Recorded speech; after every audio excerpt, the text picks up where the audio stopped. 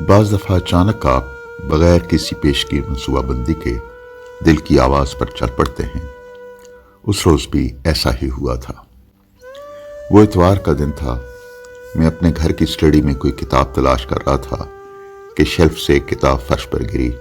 میں نے جھک کر کتاب کو اٹھا کر دیکھا تو وہ گلزار صاحب کے افسانوں کی کتاب دستخط تھی۔ میں نے پہلا صفحہ کھول کر دیکھا تو 2 دہائیاں پیچھے چلا گیا۔ یہ کتاب مینا نے مجھے دی تھی۔ پہلے صفحے پر اس کا نام اور نیچے جنوری 2000 کی تاریخ تھی۔ ان دنوں ہم کراچی کے ملیر کینٹ میں رہتے تھے۔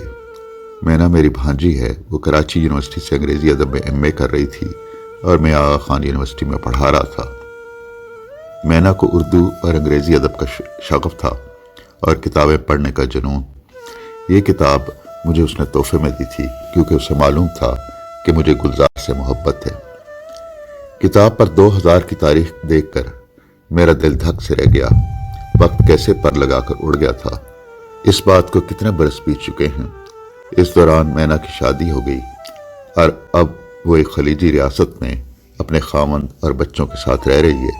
اب کتابوں کے لیے اس کے پاس فرصت نہیں، البتہ سال میں کبھی اکا دکا واٹس ایپ پر اس کا پیغام آ جاتا ہے۔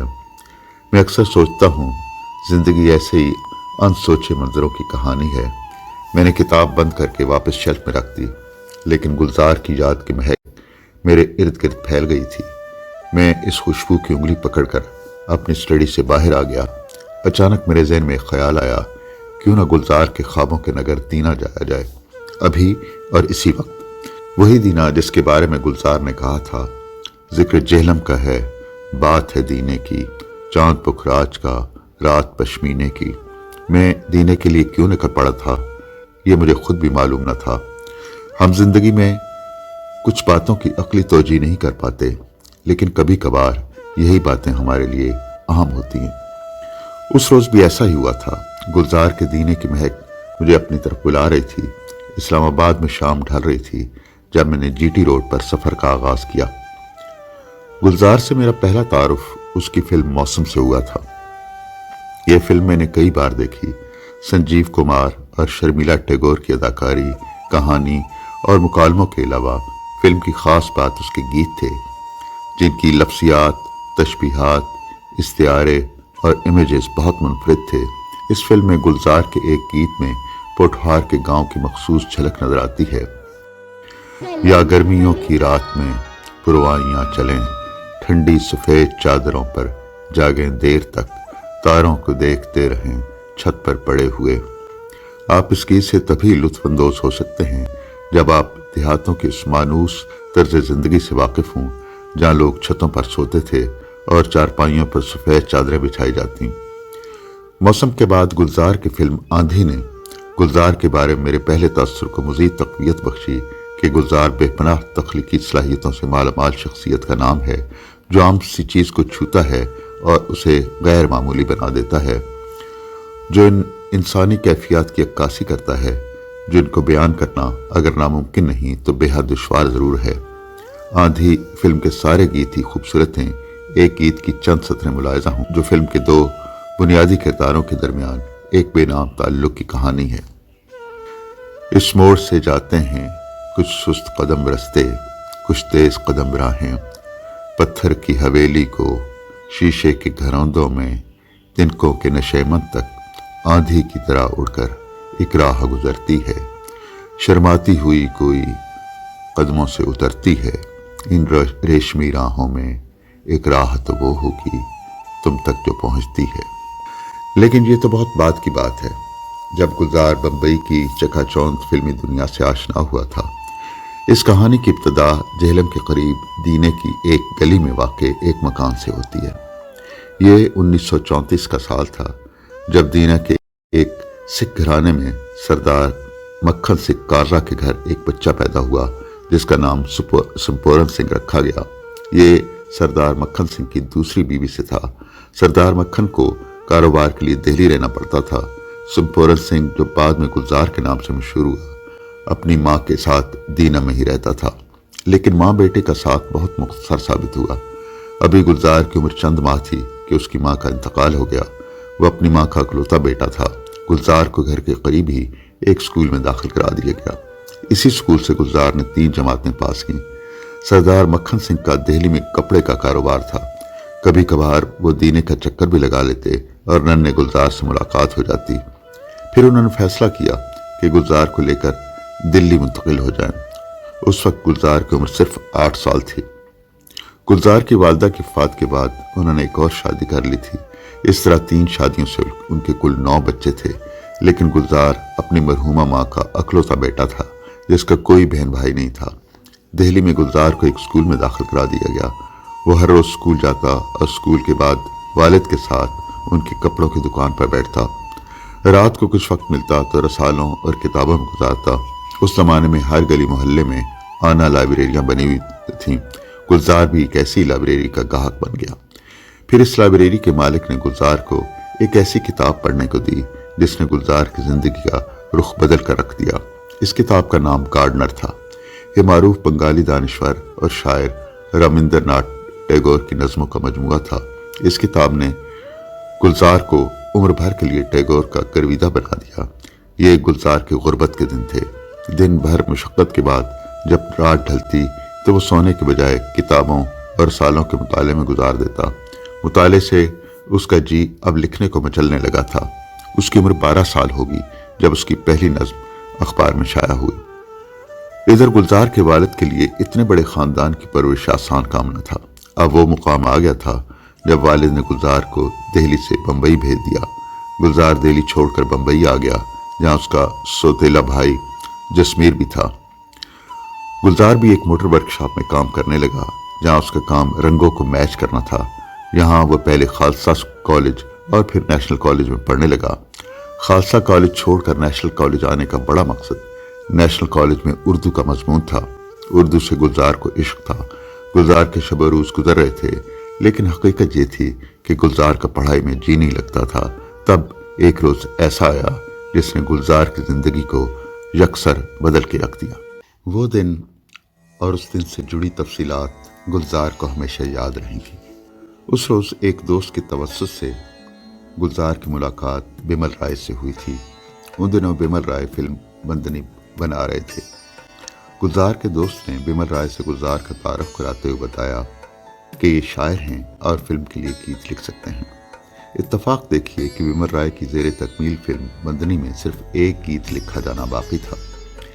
گیت کی دھن پہلے سے تیار تھی، لیکن بول ابھی لکھے جانے تھے۔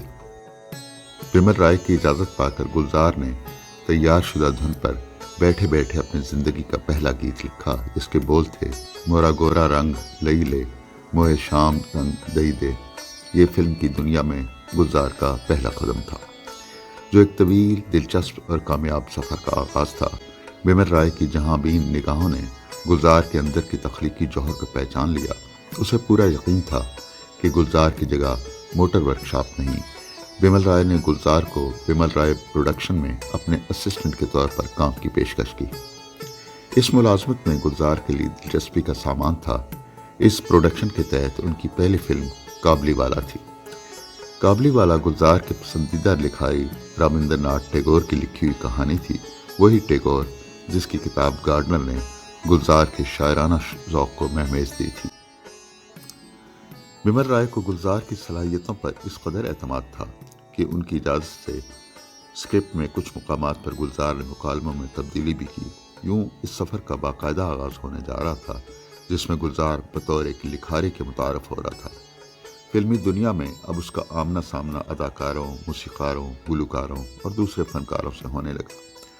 دن معمول کے مطابق گزر رہے تھے کہ گلزار کی زندگی میں ایک اور موڑ آیا۔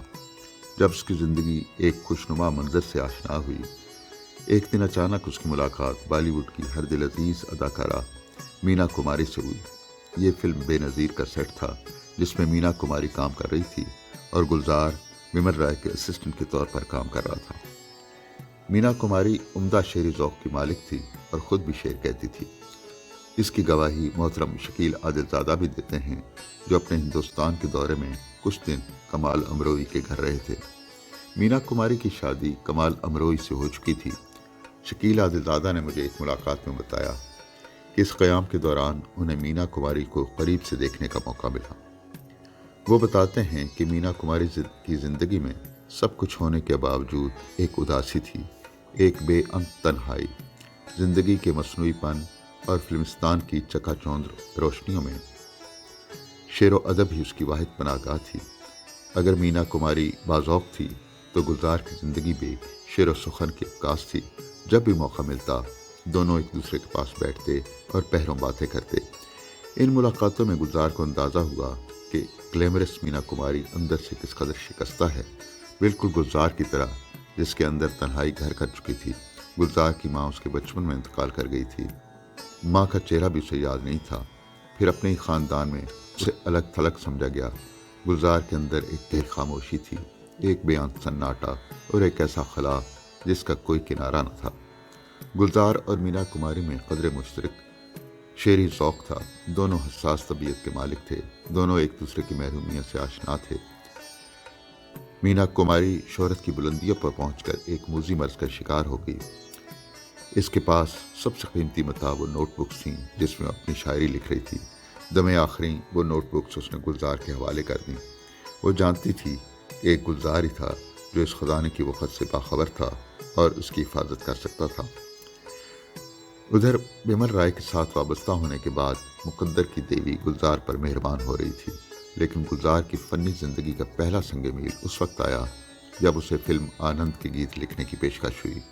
یہیں سے گلزار نے بطور نغمہ نگار خود کو منوایا۔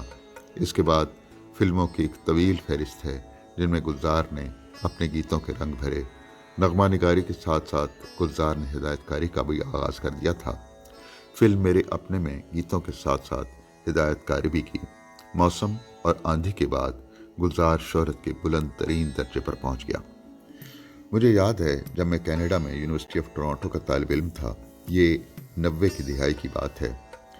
اسی دوران پاکستان کے نامور مصور اور لاہور کے معروف تعلیمی ادارے نیشنل کالج آف آرٹس میں فائن آرٹس ڈپارٹمنٹ کے سابق چیئرمین ظہور اخلاق صاحب اور ان کی بیگم شہرزاد پاکستان سے ٹورانٹو شفٹ ہو گئے تھے۔ شہزاد مٹی کے برتن یعنی پاٹری بنانے کے فن میں ماہر تھی۔ دونوں میاں بیوی دل نواز شخصیتوں کے مالک تھے۔ ان کے گھر کبھی نہ کبھی کوئی تقریب ضرور ہوتی رہتی۔ ایک روز ایسی ایک تقریب تھی جس میں انڈیا سے بھی کچھ مہمان شامل تھے۔ اس محفل میں ایک خاتون بھی شریک تھیں جو گلزار کی نظموں کا انگریزی ترجمہ کر رہی تھیں۔ اس محفل میں کسی نے حاضرین سے پوچھا، گلزار صاحب کی فلموں موسم اور آندھی میں کون سی فلم بہتر ہے؟ مجھے اچھی طرح یاد ہے آدھے لوگ موسم اور باقی آندھی کے دلدادہ نکلے۔ سچی بات یہ ہے کہ میں آج تک یہ فیصلہ نہ کر سکا، کیونکہ دونوں فلمیں مختلف موضوعات پر خوبصورت فلمیں ہیں۔ دونوں فلموں کے گیت اچھوتے اور نئی لفظیات کے اعتبار سے منفرد ہیں۔ گلزار اور بنگال کا بھی ایک دلچسپ رشتہ ہے۔ بہت کم لوگوں کو معلوم ہے کہ گلزار جہلم کے قصبے دینے میں ایک پنجابی سکھ گھرانے میں پیدا ہوا، اردو اور فارسی سے محبت کا رشتہ استوار کیا اور بنگالی زبان میں مہارت حاصل کر لی۔ بنگال سے اول اس کا رشتہ تب استوار ہوا جب گلزار نے رابندر ناتھ ٹیگور کے شعر و سخن میں قدم رکھا تھا۔ ٹیگور کے مطالعے نے گلزار کے اندر کی شاعری کے جھرنے کو بیدار کر دیا تھا۔ ایک اور بنگالی کردار جس نے گلزار کی زندگی کا رخ بدل دیا بمل رائے کا ہے، جس نے گلزار کو موٹر ورکشاپ سے نکالا اور فلم کی دنیا سے متعارف کرایا۔ یہاں نغمہ نگاری نے گلزار کو شہرت کی بلندیوں پر پہنچا دیا۔ گلزار کی زندگی میں تیسرا بنگالی کردار راکھی کا تھا، جس سے گلزار کی ملاقات ایک فلم کے دوران ہوئی۔ دونوں نے ایک دوسرے کو دیکھا اور پسند کر لیا۔ یوں 1973 میں ان کی شادی ہو گئی۔ اس شادی سے ان کی ایک بیٹی ہوئی۔ گلزار نے اس کا نام بوسکی رکھا۔ بوسکی ایک کپڑے کا نام ہے جو اپنی نرمی، ملائمت اور نفاست سے پہچانا جاتا ہے۔ شاید اس کے پس منظر میں گلزار کا اپنا تجربہ شامل ہو۔ جب وہ دہلی میں اسکول سے آنے کے بعد اپنے والد کے کپڑوں کی دکان میں کام کرتا تھا اور کپڑوں کے لمس سے بخوبی آگاہ تھا، گلزار، راکھی اور بوسکی ایک خوبصورت تکون کی مانند تھے۔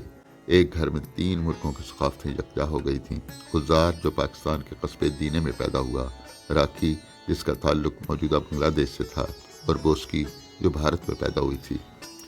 زندگی کے سنہری ساحل پر دن ہنسی خوش گزر رہے تھے۔ انہیں یوں لگتا تھا کہ خواب جیسا منظر کبھی ختم نہ ہوگا۔ انہیں کیا خبر تھی کہ آزمائش کا ایک تند و تیز ریلا ان کے تعاقب میں آ رہا ہے جو ان کی زندگی کا سکون اپنے ساتھ بہا کر لے جائے گا۔ گلزار، راکھی اور بوسکی کی ہستی بستی زندگی کو نہ جانے کس کی نظر لگ گئی۔ وہ شادی جو محبت کے بندھن میں بندھی تھی زیادہ عرصے تک قائم نہ رہ سکی، اور گلزار اور راکھی باہم رضامندی سے ایک دوسرے سے علیحدہ ہو گئے۔ لیکن علیحدگی کا یہ منظر ان کی زندگیوں میں ہمیشہ کے لیے رک سا گیا۔ گلزار کی فلم تھوڑی سی بے وفائی میں ایک گیت کی سطریں دیکھیں تو یوں لگتا ہے یہ گلزار اور راکھی کی زندگی کی کہانی ہے۔ جہاں سے تم موڑ مڑ گئے تھے یہ موڑ اب بھی وہیں پڑے ہیں، ہم اپنے پیروں میں جانے کتنے بھंور لپیٹے ہوئے کھڑے ہیں۔ گلزار کے دستے ہنر نے جس چیز کو مس کیا اسے غیر معمولی بنا دیا۔ غالب کے حوالے سے یوں تو پاکستان اور ہندوستان میں فلمیں بھی بنی اور ڈرامے بھی، لیکن غالب پر گلزار کی لکھی ہوئی ٹی وی سیریز سب سے الگ اور سب سے جدا ہے۔ اس کا آغاز گلزار کی ان خوبصورت سطروں سے ہوتا ہے۔ بلی مارا کے محلے کی وہ پیچیدہ دلیلوں کی سی گلیاں، سامنے ٹال کی نکڑ پر بٹیروں کے قصیدے، چند دروازوں پر لٹکے ہوئے بوسیدہ سے کچھ ٹاٹ کے پردے اور دھندلائی ہوئی شام کے بے نور اندھیرے۔ ایسے دیواروں سے سر جوڑ کر چلتے ہیں یہاں چوڑی والاں کے کٹڑے کی بڑی بھی جیسے، اپنی بجھتی ہوئی آنکھوں سے دروازے ٹٹولے۔ اسی بے نور اندھیری سی گلی قاسم سے ایک ترتیب چراغوں کی شروع ہوتی ہے۔ اسد اللہ خان غالب کا پتہ ملتا ہے۔ گلزار کی تشبیہات اور استعارے اس کی گہری قوت مشاہدہ کا نتیجہ ہیں، اور ان میں گلزار کا انفرادی رنگ نظر آتا ہے۔ اسلوب کی یہی ندرت اسے دوسروں سے ممتاز بناتی ہے۔ گلزار ہر لحظہ ایک نئے پن کی تلاش میں رہتا ہے۔ اس کی ہر فلم تخلیق کے نئے زاویے تراشتی نظر آتی ہے۔ موسم، آندھی، اجازت، کوشش، نمکین، لیکن ہر فلم اظہار کے منفرد رنگوں سے آراستہ تخلیق کے نئے ذائقوں سے آشنا کرتی ہے۔ گولڈن ٹیمپل پر حملے کے بعد جب خالصتان کی تحریک زور پکڑ گئی تو گلزار نے اس حساس موضوع پر ماچس کے نام سے ایک فلم بنائی، جو اس موضوع پر بنائی گئی اہم ترین فلم ہے۔ اس فلم کی کہانی، ڈائریکشن اور گیتوں نے اسے ایک شاہکار بنا دیا ہے۔ فلم کے سارے گیت اپنی ندرت اظہار کی وجہ سے لوگوں کے دلوں میں گھر کر گئے۔ فلم ان نوجوان مزاحمت کاروں کی کہانی ہے جو مزاحمت کی تحریک میں شامل ہونے کے لیے اپنے گاؤں، گھروں اور پیاروں کو چھوڑ کر بہت دور چلے آئے تھے۔ یہ نوجوان اپنے چھوڑے ہوئے نگر کو یاد کرتے ہیں تو گلزار کے لفظوں میں گزرے ہوئے دنوں کی چاندنی چھٹکتی نظر آتی ہے۔ آپ گلزار کے اس گیت کی کچھ سطریں دیکھیں اور عاطشی رفتہ کی آنچ محسوس کریں۔ چھوڑ آئے ہم وہ گلیاں جہاں تیرے پیروں کے کمل گرا کرتے تھے، ہنسے تو دو گالوں میں بھنور پڑا کرتے تھے، تیری کمر کے بل پر ندی مڑا کرتی تھی، ہنسی تیری سن سن کر فصل پکا کرتی تھی، جہاں تیری ایڑی سے دھوپ اڑا کرتی تھی۔ گلزار کی ایک اور فلم جو مجھے ایک عرصے تک ہانٹ کرتی رہی اور جسے میں نے کئی بار دیکھا اور ہر بار گلزار کے حسن تخلیق کا قائل ہوا، اس کا نام اجازت ہے۔ یہ فلم تکنیکی اعتبار سے ایک عام فلم ہے جو ایک ریلوے اسٹیشن سے شروع ہوتی ہے اور اسی اسٹیشن پر ختم ہوتی ہے۔ اجازت کی کہانی، نصیر الدین شاہ اور ریکھا کی اداکاری اور گلزار کے گیتوں نے اس فلم کو سدا بہار بنا دیا ہے۔ اس کے ایک گیت کی سطریں ملاحظہ کریں اور دیکھیں گلزار کی رفت خیال کیسے کیسے منظروں کی تشکیل کرتی ہے۔ میرا کچھ سامان تمہارے پاس پڑا ہے، ساون کے کچھ بھیگے بھیگے دن رکھے ہیں، اور میرے ایک خط میں لپٹی رات پڑی ہے، وہ رات بجھا دو، میرا وہ سامان لوٹا دو۔ پتجھڑ میں کچھ پتوں کے گرنے کی آہٹ کانوں میں ایک بار بہار بن کر لوٹ آئی تھی، پتجھڑ کی وہ شاخ ابھی تک کانپ رہی ہے، وہ شاخ گرا دو، میرا وہ سامان لوٹا دو۔ مجھے ہر بار یوں لگتا ہے جب گلزار گئے وقتوں کو یاد کرتے ہیں تو وہ سب پرانے دن جو وقت کی گرد میں کہیں کھو گئے تھے گلزار کے سحر تراز قلم سے ایک بار پھر جاگ اٹھتے ہیں۔ ایسا محسوس ہوتا ہے گلزار کی ذاتی زندگی میں بھی ماضی کی چلمنوں سے گئے وقتوں کی روپہلی لمحے انہیں اپنی چھب دکھاتے اور اوجھل ہو جاتے ہیں۔ ماضی سے جڑی ہوئی یادیں انہیں بے چین رکھتی ہیں، اور ان یادوں میں ایک یاد کا سرا جہلم کے قریب واقع دینے کے قصبے سے جا ملتا ہے۔ آج میں اسی یاد کی بازیافت کے لیے دینا جانے والی سڑک پر سفر کر رہا ہوں۔ اب شام رات میں ڈھل رہی ہے اور میرے ارد گرد کی روشنیاں اندھیروں کے سمندر میں جگنوں کی طرح ٹمٹما رہی ہیں۔ جی ٹی روڈ پر رات کے وقت راولپنڈی سے جہلم کو سفر کریں تو آپ خود کو اکیلا محسوس نہیں کرتے۔ آپ کے دونوں طرف دیہاتوں، ڈھوکوں، گھروں اور دکانوں کی کہیں روشن اور کہیں مدھم روشنیاں آپ کے ساتھ سفر کرتی ہیں۔ میں اپنی جانی پہچانی سڑک پر سفر کر رہا تھا۔ روات، مندرہ، گجر خان، سہاوا کے اسٹیشن گزرنے کے بعد میری منزل دینا آ گئی۔ وہی دینا جس کے فراق میں گلزار ساری عمر مبتلا رہے۔ وہ کھیت، وہ آسمان، وہ ندیاں، وہ اونچے نیچے ٹیلے، وہ پگڈنڈیاں، وہ لوگ جو کبھی ان کی زندگی کا حصہ تھے لیکن جو دیکھتے ہی دیکھتے ان کی نگاہوں سے اوجھل ہو گئے، لیکن وہ نظر سے چھپ کر بھی گلزار کی لوہے دل پر جگمگاتے رہے، جن کے بارے میں گلزار نے کہا تھا، نظر میں رہتے ہو جب تم نظر نہیں آتے۔ گلزار بمبئی کی روشنی کی چکا چوند میں بھی دینے کی مٹی کی چراغوں کو نہیں بھولا تھا۔ اس کی یادوں میں دینا کے محلے کی اس تنگ گلی کا وہ مکان ہمیشہ مہکتا رہتا تھا جہاں وہ پیدا ہوا اور پلا بڑھا۔ وہ اپنے دینا کی چھپ اپنے دوستوں کو بھی دکھانا چاہتا تھا، لیکن اس کے ذہن کی دیواروں پر دینا کی جو گل بوٹے مہک رہے تھے وہ چاہتا بھی تو اپنے ساتھیوں کو نہیں دکھا سکتا تھا۔ اس حسرت ناتمام کا عکس گلزار کی ایک نظم کی ان سطروں میں دیکھا جا سکتا ہے۔ تمہیں میں لے گیا تھا سرحدوں کے پار دینا میں، تمہیں وہ گھر دکھایا تھا جہاں پیدا ہوا تھا میں، جہاں چھت پر لگا سریوں کا جنگلہ دھوپ سے دن بھر میرے آنگن میں شطرنجی بناتا تھا، مٹاتا تھا۔ دکھائی تھی تمہیں وہ کھیتیاں سرسوں کی دینے میں کہ جس کے پیلے پیلے پھول تم کو خواب میں کچے کھلائے تھے، مگر یہ صرف خوابوں میں ہی ممکن ہے۔ جب میں دینے میں داخل ہو رہا تھا تو رات کا اندھیرا پھیل چکا تھا۔ اچانک مجھے خیال آیا کہ میرے پاس تو گلزار کی گلی اور محلے کا ایڈریس بھی نہیں۔ میں اسلام آباد سے یوں ہی بغیر کسی تیاری کے چل پڑا تھا۔ میں نے کہیں پڑھا تھا کہ گلزار کا گھر دینے کے مین بازار میں ہے، لیکن اس سے زیادہ مجھے کچھ معلوم نہ تھا۔ میں نے گاڑی سڑک کے ایک طرف کھڑی کر دی اور پیدل اس راستے پر چلنے لگا جو مین بازار کو جاتا تھا۔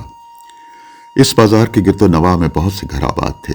انہی گھروں میں مجھے ایک گھر ڈھونڈنا تھا، گلزار کا گھر، جس کے خیال کی خوشبو آج انگلی پکڑ کر مجھے یہاں لے آئی تھی۔ دینے کی نیم تاریک سڑک پر چلتے ہوئے اچانک مجھے گگن شاہد کا خیال آیا، جس کا اس علاقے اور گلزار سے گہرا تعلق تھا۔ گگن نے فون پر پتہ بتاتے ہوئے کہا کہ وہ جہلم سے میری مدد کو آ سکتا ہے، لیکن میں نے شکریہ کے ساتھ منع کر دیا۔ رستوں کی بھول بھلائیوں سے گزرنے کی لذت میں اپنے اندر محسوس کرنا چاہتا تھا۔ پتہ کے مطابق میں پاکستان چوک پہنچ گیا۔ اس چوک سے مجھے بائیں ہاتھ والی سڑک پر جانا تھا جہاں وہ گلی تھی جس میں گلزار کے بچپن کا گھر تھا۔ میں نے سڑک کے کنارے دکانداروں سے پوچھا، آپ کو گلزار کے گھر کا پتہ ہے؟ انہوں نے انکار میں سر ہلا دیا۔ ان میں سے ایک نے پوچھا، گلزار کیا کام کرتا ہے؟ مجھے اب خود پر غصہ آ رہا تھا کہ بغیر کسی پلاننگ کے میں یہاں کیوں آیا تھا۔ رات گئے میں اس گلی کو کیسے تلاش کروں گا؟ پھر مجھے ایک ریڑھی نظر آئی جس پر ایک ادھیڑ عمر شخص کینو بیچ رہا تھا۔ میں اس کے پاس چلا گیا۔ دن بھر کی تھکن اس کے چہرے پر تھی۔ رات کے اس پہر گاہک کو دیکھ کر اس کا چہرہ کھل اٹھا۔ میں نے اسے کینو خریدے اور پھر یوں ہی پوچھا، آپ کو معلوم ہے یہاں گلزار کا گھر ہوا کرتا تھا؟ ریڑھی والے نے نگاہ اٹھا کر مجھے دیکھا، پھر زور سے کسی کو پکارا۔ اس کی آواز پہ ایک لڑکا بھاگتا ہوا آیا۔ ریڑھی والے نے ہاتھ کے اشارے سے کہا، ان کو سامنے والی گلی میں لے جاؤ۔ میں نے اس سمت دیکھا جدھر ریڑھی والے نے ہاتھ سے اشارہ کیا تھا۔ مجھے کچھ نظر نہ آیا، لیکن جب دوبارہ غور سے دیکھا تو اندھیرے میں ایک تنگ سی گلی نظر آئی جو مجھے اس سے پہلے یہاں سے 2 بار گزرنے کے باوجود نظر نہیں آئی تھی۔ میں بے یقینی کے عالم میں اس لڑکے کے پیچھے پیچھے چل پڑا۔ اب ہم اس گلی میں داخل ہو رہے تھے جو وہ مشکل 4 فٹ چوڑی ہوگی۔ گلی میں ذرا آگے چل کر وہ لڑکا رک گیا اور دائیں ہاتھ مکان کی طرف اشارہ کر کے کہنے لگا، یہ گلزار کا گھر ہے۔ میں وہاں رک گیا اور کھڑا ہو کر اس مکان کو دیکھنے لگا جہاں گلزار کے ابتدائی شب و روز گزرے تھے۔ میں سوچ رہا تھا وہ اس گلی میں کتنی بار آیا ہوگا، کبھی صبح کے اجالوں میں، کبھی شام کے رنگوں میں، کبھی کڑکتی دھوپوں میں، کبھی ساون کی موسلادھار بارشوں میں اور کبھی رات کے اندھیرے میں، بالکل ایسا ہی اندھیرا جو آج میرے ساتھ اس گلی میں رک گیا ہے۔ اسی اسنا میں گلی کے آخری سرے سے ایک صاحب ہماری طرف آتے دکھائی دیے۔ سفید اجلا لباس اور سر پر ٹوپی، شاید وہ نماز پڑھنے کے لیے قریبی مسجد میں جا رہے تھے۔ مجھے دیکھ کر رک گئے اور مسکرا کر کہنے لگے، آپ گلزار صاحب کا گھر دیکھنے آئے ہیں؟ میں نے کہا جی۔ وہ کہنے لگے، یہ گلزار صاحب کا ہی گھر ہے، بہت سے لوگ یہ گھر دیکھنے آتے ہیں، کچھ برس پہلے گلزار صاحب بھی یہاں آئے تھے اپنا گھر دیکھنے۔ یہ کہہ کر وہ آگے بڑھ گئے اور مجھے گلزار کا دینا کا سفر یاد آ گیا جب وہ اپنا گھر دیکھنے آیا تھا۔ इस घर से बिछड़ने का गम सारी उम्र उसका पीछा करता रहा। जुदाई का दर्द भी कैसा दर्द है, गमे रोजगार के शोर में तब तो जाता है लेकिन कभी खत्म नहीं होता। यूं ही बैठे बिठाए किसी उजड़ी सुबह, किसी सुलौनी शाम, किसी तन्हाई के आलम में ये दर्द दबे पांव आता है और हम सरतापा उदासी में भीग जाते हैं। ऐसा ही गुलजार के साथ भी होता रहा। उसका दीना उसे अपनी तरफ बुलाता था। उसके नीले आसमान की वसतें, उसके ऊंचे नीचे टीले, उसके सरसों के लहलहाते खेत और उसके साफ पानियों के चश्मे बम्बई की मसरूफ जिंदगी में भी उसका दामने दिल खींचते थे। और फिर गुलजार का दिल शिद्दत से दीने से मिलने के लिए बेकरार हो जाता। पाकिस्तान से गुलजार का राब्ता उसकी शायरी थी। अहमद नदीम कासमी के रसाले फ़नून में उसकी नज़में छपती थीं। कासमी साहब से गुलजार का ताल्लुक़ खातिर था। गुलजार की किताबें यहाँ भी शाये हुई थीं। यूं पाकिस्तान में गुलजार के चाहने वालों की एक कसीर तादाद थी। गुलजार जब दीने से अपने वालिद के हमरा दिल्ली गया तो उसकी उम्र सिर्फ 8 बरस थी। फिर दीना उसके लिए ख्वाब बन गया था। 2004 में एक तवील अरसे के बाद गुलजार को पाकिस्तान आने का मौका मिला, जब अहमद नदीम कासमी साहब का ऑपरेशन हुआ था। लेकिन गुलजार साहब लाहौर तो आए मगर अपने ख्वाबों के नगर दीना ना जा सके। फिर दिन महीनों और महीने सालों में बदलने लगे। अब गुलजार की उम्र 78 बरस हो गई थी। गुलजार दौलत, शोहरत, इज्जत और कामयाबी की बुलंदियों को सर कर चुका था, लेकिन उसकी जिंदगी में एक आरजू, एक तमन्ना और एक हसरत थी, अपने बचपन के दीने को देखने की ख्वाहिश। गुलजार को यूं लगता था अब शायद ही वो अपने बचपन के नगर को देख पाएगा, लेकिन कहते हैं लगन सच्ची हो तो रास्ता निकल ही आता है। वो 2013 का साल था जब गुलजार को पाकिस्तान में एक लिटरेचर फेस्टिवल में आने की दावत मिली। 2 दिन लाहौर रहने के बाद गुलजार जब दीने के लिए रवाना हुआ तो दिल की अजीब हालत थी। उसके हमराई गुफ्तगू कर रहे थे, लेकिन गुलजार सारा रास्ता खामोश रहा। वो 70 साल के बाद अपने घर आ रहा था। सड़क के दोनों तरफ उर्दू में लिखे हुए साइन बोर्ड देखकर उसे खास मुसरत महसूस हो रही थी। अब उसके सामने दीने का रेलवे स्टेशन था, जिसके साथ गुलजार की बहुत सी यादें वाबस्ता थीं। स्टेशन पर खड़े हुए गुलजार के बचपन के वो सारे मंजर रोशन हो गए। उनकी अगली मंजिल वो स्कूल था जहाँ गुलजार ने 3 जमातें पढ़ी थीं। गुलजार को सुहाने, मीठे और रस भरे दिन याद आ गए जब वो टाट पर बैठता था और तख्ती पर उर्दू के अल्फाज लिखता था। अब वो अपने घर की तरफ जा रहा था। लोगों का एक हजूम उसके हमरा था। 7 दहाइयाँ गुजर जाने के बाद भी अपने घर का नक्शा उसके जहन में उसी तरह ताज़ा था। वो सबसे आगे आगे चलता हुआ सीधा अपनी गली में पहुंच गया। किसी ज़माने में इस गली का दूसरा सिरा खेतों में खुलता था, लेकिन अब गली के आखिर में दीवार बन गई थी। 70 साल बाद वो अपने घर में दाखिल हो रहा था। घर के दर दीवार वैसे ही थे। वो चुप था और उसके अंदर जज्बों की आबशार गिर रही थी। यहाँ से वापस जाते हुए वाघा बॉर्डर पर गुलजार ने अपने दीने के बारे में एक नज़्म लिखी थी, जिसका इख्तिताम यूं होता है। मेरे पीछे मेरी परछाई है, आवाज़ देती है, वहाँ जब मिट्टी छोड़ोगे चले आना, तुम्हारा घर यहीं पर है, तुम्हारी जन्मभूमि है, वतन है। आज गुलजार की गली में खड़ा मैं सोच रहा हूँ, यहाँ से जाते वक्त उसने पलटकर आखिरी बार अपनी गली को देखा होगा, एक आखिरी नज़र, जिसके बाद शायद वो उसे कभी ना देख सकेगा। अचानक मुझे ख्याल आता है कि मैं गुलजार की गली में उसके घर के सामने कब से तन्हा खड़ा हूँ। दीने में अब रात गहरी हो चुकी है। बोझल कदमों से मैं अपनी गाड़ी की तरफ जाते हुए सोच रहा हूँ।